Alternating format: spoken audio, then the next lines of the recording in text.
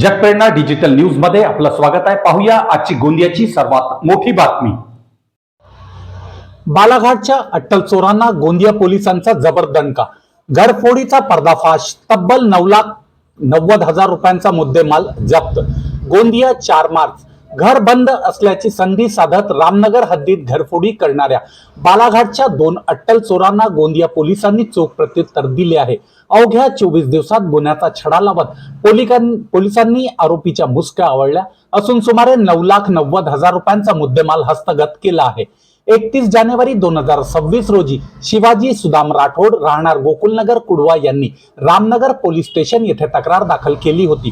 ते 29 जानेवारी रोजी कुटुंबासह बाहेरगावी गेले असताना अज्ञात चोरट्यांनी घराचे कुलूप तोडून बेडरूम मधील कपाट फोडत सोन्या चांदीचे दागिने व रोख रक्कम असा एकूण 1,88,200 रुपयांचा ऐवज लंपास केला होता।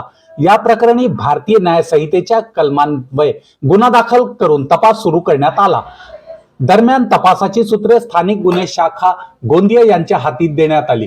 तांत्रिक विश्लेषण, गोपनीय माहिती आणि हालचालीवर बारीक नजर ठेवत पोलिसांनी संशयाची सुई थेट मध्य प्रदेशात बालाघाटकडे वळवली।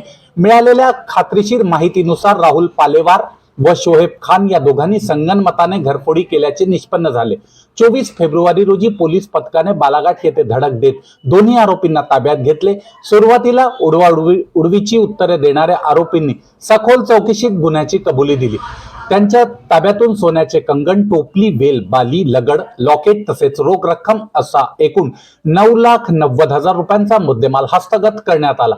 विशेष म्हणजे चोरीस गेलेल्या रकमेपेक्षा अधिक किमतीचा दागिन्यांचा साठा आरोपींकडून हाती लागल्याने त्यांच्या इतर गुन्ह्यातील सहभागाबाबतही संशय व्यक्त केला जात आहे। त्यामुळे पोलिसांकडून पोलीस तपासाची व्याप्ती वाढवण्यात आली आहे। ही संपूर्ण कारवाई पोलीस अधीक्षक गोरख भामरे व उपविभागीय पोलीस अधिकारी रोहिणी बानकर यांच्या मार्गदर्शनाखाली पार पडली। स्थानिक गुन्हे शाखेचे पोलीस निरीक्षक पुरुषोत्तम अहेरकर यांच्या नेतृत्वाखाली तसेच रामनगर पोलीस ठाण्याचे निरीक्षक प्रवीण बोरकुटे यांच्या सहकार्याने संयुक्त पथकाने ही कारवाई यशस्वी केली।